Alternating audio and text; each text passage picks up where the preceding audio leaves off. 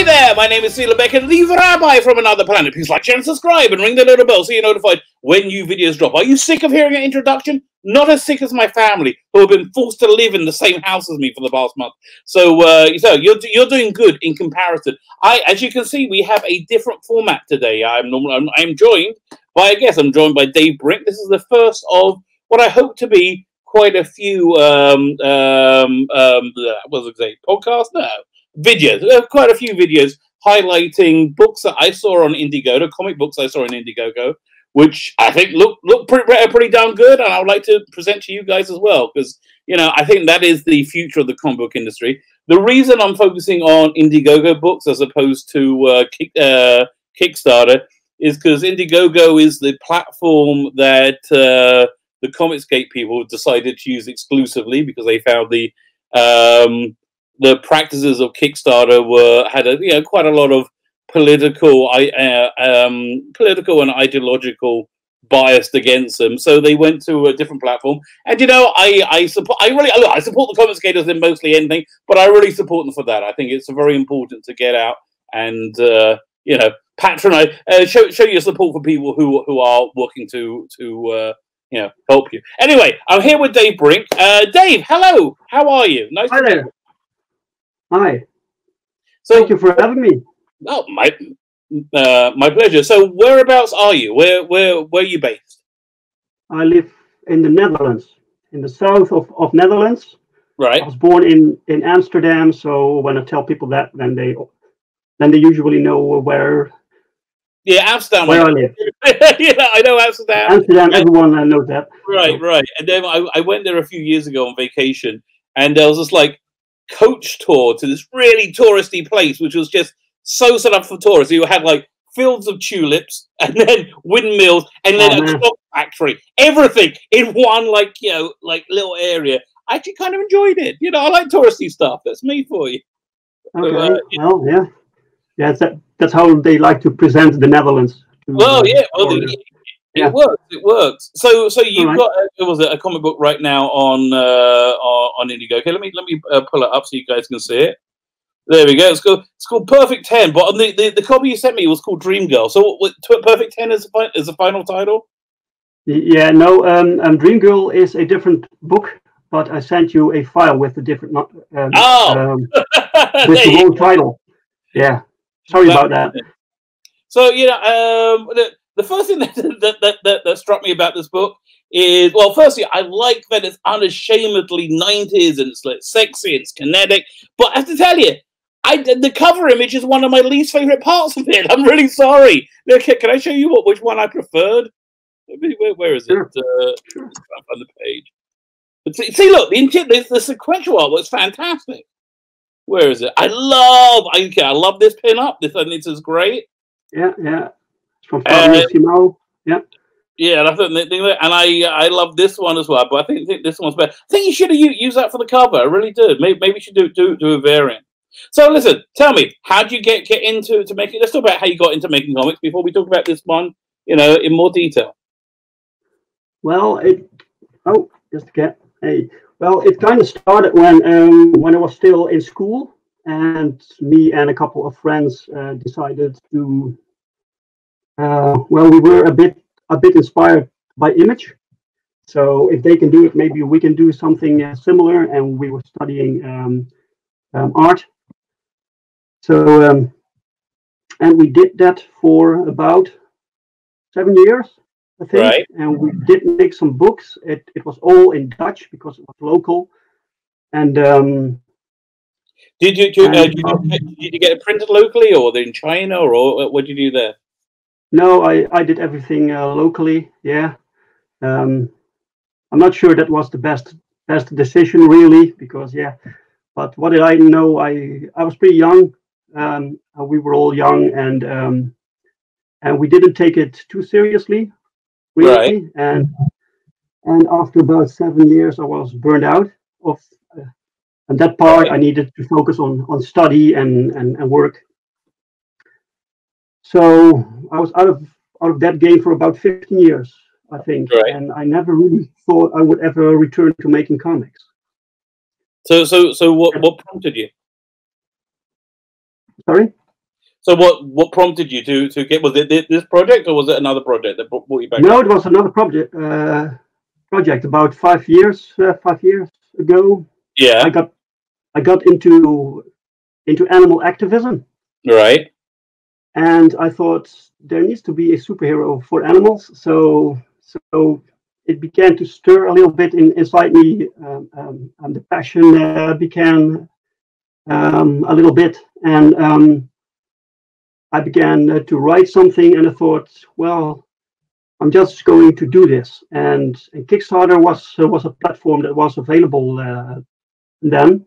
Right. So I thought I'd give it a shot, and it was successful.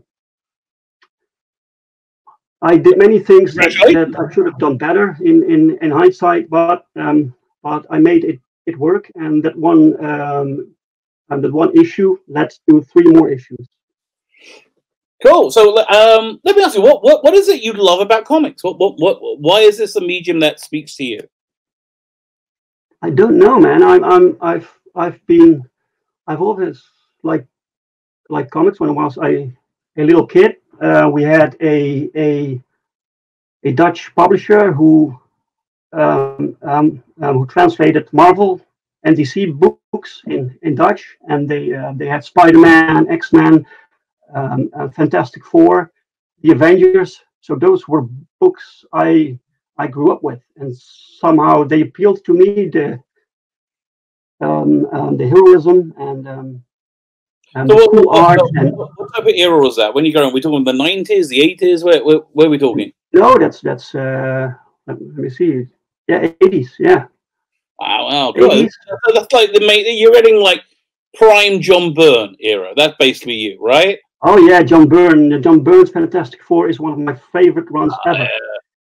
That's fantastic. Yeah, I liked his, but I really like his reboot of Superman he did. And when was that? 85? It was mid 80s.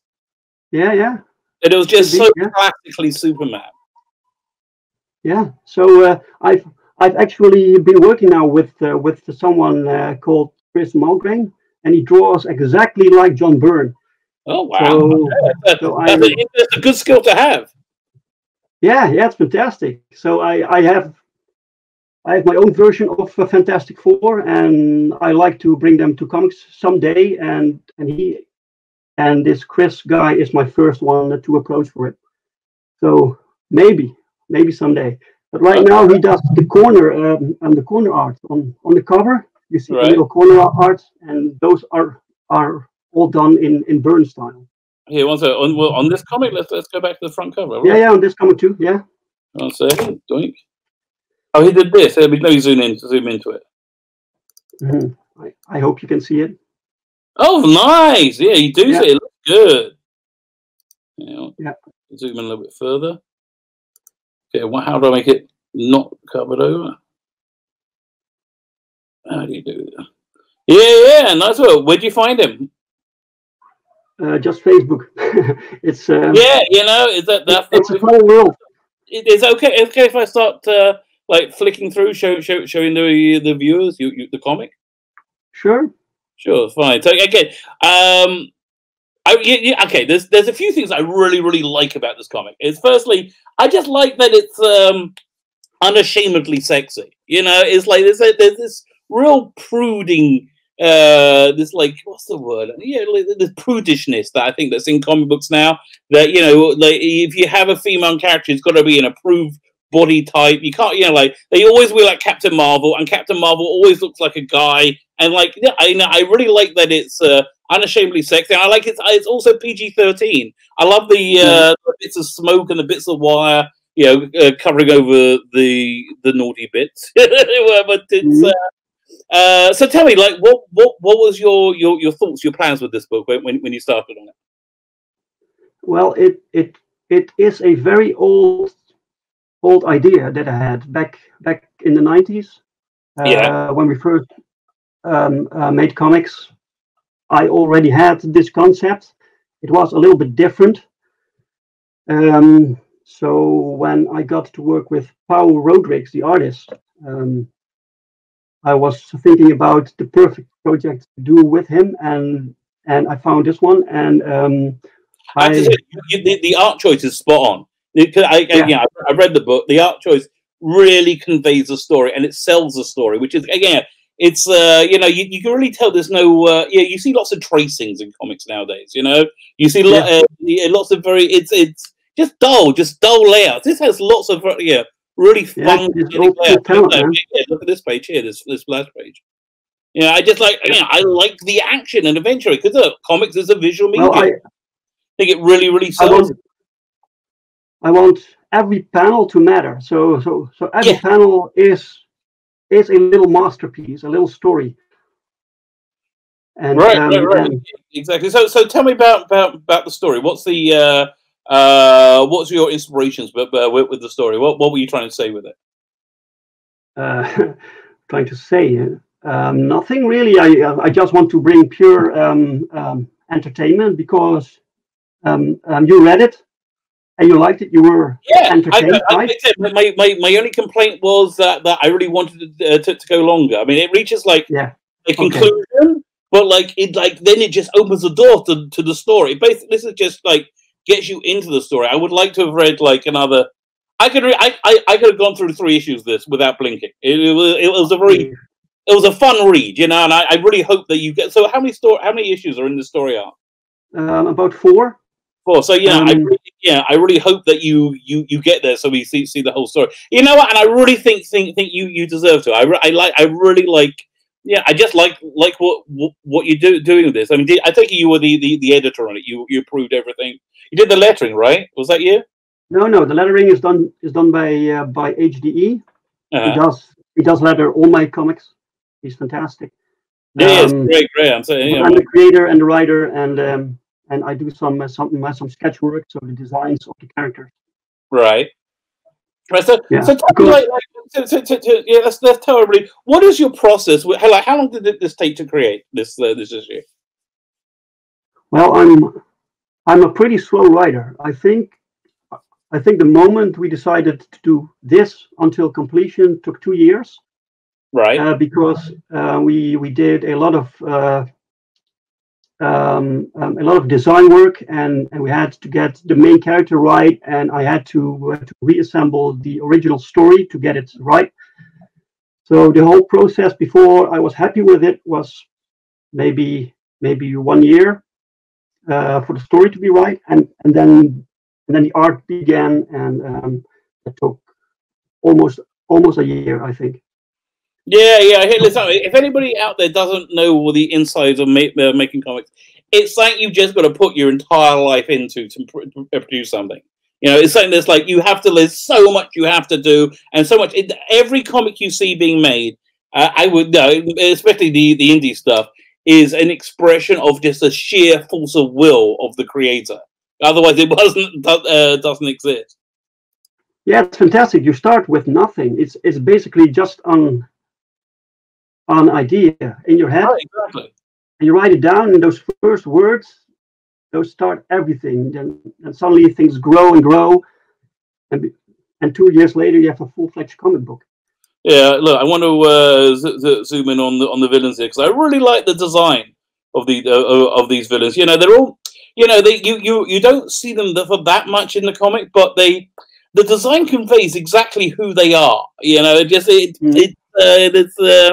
Especially like the guy with the globe on the bowler in his head with the floating skull. I just think it's a fun design. So where did you find the artist for this book?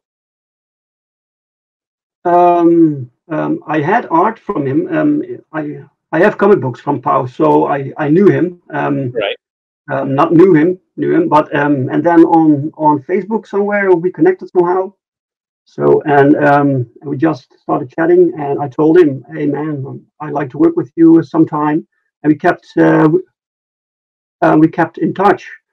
So when he became available, then things speeded up. Yeah. All right. So did he do the colors as well, or somebody else do the colors? No. He brought on board a colorist called Daniel Rodriguez, and they knew each other. And Daniel did a test page for me, and it was fantastic. Following's really excellent. So I told him, man, you have the job, man. This is fantastic. Yeah, it looks great. So, okay, I want to ask you, like, when I was looking through IndieGoGo on like projects going on, I just assumed this book was a total Comicsgate book. It seems to be have all the Comicsgate ideals. Like, yeah, it's very fun, it's entertaining, it's sexy, it's well drawn, and I think you have a pretty, you have a policy of not being rude and hateful to your potential customers, which I think is probably a good idea, So I was surprised when you told me that, you're not so connected with the Comicsgate thing. What are your thoughts on it? Well, that's always an exciting question. Some viewers are perking up right now. What is he going to say? Is he going to say the right thing or the wrong thing? You know? According to you're going to say the wrong thing. According to some people, no matter what you say, some people are going to view it as the wrong thing. Okay, there's nothing you can do about that. Well, what you said, and there is a lot of bullying in the industry against other creators and against customers, which is really weird. And well, like any normal person, I'd say I'm against bullying. So. And I'm against censorship, and there's a lot of a movement going on to trying to get comics to fit in a sort of narrative. So if you fall outside the narrative, that's dangerous, and that's not good. Well, yeah, I have to tell you, I mean, from my perspective, it seems to have stagnated the industry massively to the point where the margins they were working on had gone so low. They had 4 days of of reserved cash when the apocalypse came. So I mean, it sounds like DC are doing their best to try and come back without Diamond right now. But it seems to me that the place you want to go to get real fun, entertaining comics is IndieGoGo. It's Comicsgaters on IndieGoGo. So listen, are you trying to reach out to Ethan Van Sciver's channel or channels like that? I'd love to be there sometime, or John Malin. You never know. I haven't reached out yet. I have had some invites from a few people, maybe. Yeah, you totally should, because as far as I can see, everything is about the quality of the product, and the quality of product is really there. I love it. Let me zoom on this frame. I really love this frame. Yeah, but here's the thing, man. I don't understand how you can be upset with Comicsgate if you know what Comicsgate is. It's just a movement. There's so much disinformation. They say it's racist and whatever. It's crazy. They may be, but I've never seen it. I've never seen it and I bought a few of their books. I've never seen it at all. So let me ask you. So how much longer does this campaign have to run for? It's now today. We have 30 days. Right. From today, and we are already 29%. 100% funded. Let's say we can get you 100% funded by the end of the day. Wouldn't that be awesome? 100% funded. Yeah. We're because again, that is. I have to tell you, that's really the wonderful thing about YouTube. Which is really just, which is why I started my channel. I've been very. It's really there's such an incredible interaction with your audience that you get via YouTube, which I don't think you get with any other social media. And so, this engagement. So listen, they can. No question. If you go on Ethan's stream, you will be funded by the end of the stream. Not even close to a question. But hopefully I can help a little. I hope people out there can help a little. Is there anything you wanted me to highlight that I haven't shown yet? I'm not sure. Could you go to the page, to the campaign page, maybe? Oh, sure. Let's do that. So people can see what kind of. Yeah. 1 second. I just got to work out how to do it. So I take this off. I go over here and Chrome tab. That's the one. Let's have a look at it. There we go. Woo! Did it come up? There it came up. Oh, beautiful, man! Beautiful page. I really like this. The big traditional superheroes slamming in against each other. Yeah, that's kind of a big poster that I usually use to introduce genuine comics. Our universe. This is new. A better cover as well. Everything you show is better than the cover. All right. Yeah. Well, this is new, and I am thinking about ways to get this implemented in the book somehow. Right. Maybe the back cover or a pinup. I'm not sure yet. Well, also, this part. Every backer receives a free art book now as well. Yes. Tell me about the art book. It looks cool. What is the Earthling? Vegan Warrior. I told you. Yeah, I told you in the beginning that I started with a eco-friendly, like an animal rights. Yes. And to promote that book, I had a bunch of art books made. Right. And I still have some in store, so all backers can get one copy. Excellent. Excellent. There's also art. There's also art from me in there because I used to draw. I think you need to be able to draw somewhat to be able to write comics. There's another great page. I really like this page. Yeah, that's actually page 10 in the book, and that's the first page where 10 is presented as perfect 10. Yeah, I like your costume as well. I like that it's got like that sci-fi utility to it. Look at that. Freaking great page. This is what comics is about right here. Freaking awesome, fun action. Really nice. Yeah, man. It's like a bit comparable to John Wick. You know, if you replace John Wick with a beautiful woman, and all the assassins are superpowered villains. So I have about 100 villains ready for the next issues. Okay. So what, you in the campaign you can buy original pages as well? That's really cool. Yes, that's the highest tier. Yeah. Well, I haven't seen how much that perk is. I got it in shekels. Well, what's it in dollars? In dollars, it's a bit more than €5. I think $5 and a half maybe. So how much would that be? Like okay, I say I wanted to get the top tier. What's the top tier? How much that costs? The top tier is 200. Then you get original. $200? You get a page of artwork for that as well. Yes. I think that's pretty darn good value. So what do you get? Original artwork. You get a signed copy, and you get. I actually don't think that's that's a high price at all. And if this comic can go the distance, go for if it can make it the 4 issues, and which I think it probably can. It seems pretty darn strong to me. If it can make it the 4 issues, it's like it's an entity at that point. And I think this will be a fantastic investment. $200 would probably, not that you would want to sell it, but $200 will probably be worth quite a lot more in a couple of years if it's successful. And people can pick which page they want, because beforehand I will send them the digital copy. Right. They can choose page 10, page 11, whatever they want. Yes, this is all completed. It's in the bag. It's ready to go. You said you on shipping in June. You might get slowed down by the world health crisis, but it looks like you're all ready to go. And for $5, people can purchase the digital edition. And the digital edition is automatically included with every following perks. So if you buy a physical book, you get the digital book. Right. Yeah, listen, digital's good if somebody just wants to try it out without committing much. But honestly, I think this is a book that you're going to want a physical copy of it. In my opinion, I think.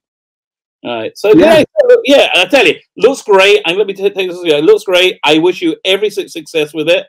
Hopefully maybe we'll check back in on you as talk towards the end of the campaign as well.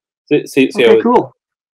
Okay, cool. Okay, Dave, thank you so much for coming on. The comic looks great. I genuinely wish you every success. If anybody out there wants to invest in new talent, which is we so desperately need in genre, everyone wants to invest in new talent. You have my full recommendation. Not that that's worth anything, but you have it anyway. You know, so look, please rush out. The link to the campaign is in the video notes. Please go ahead and click it.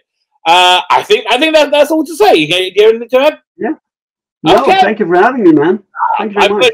My name is Svila Beck, the Rabbi for Another Planet. Can I ask you guys, can you hit that subscribe button? Hit the subscribe button, the like button, the share button. All those things are fan-dabby-double-dozy, and I'm incredibly grateful for everybody doing it. Thank you so much. Thank you again, Dave, for coming on. Have yourself a fantastic day.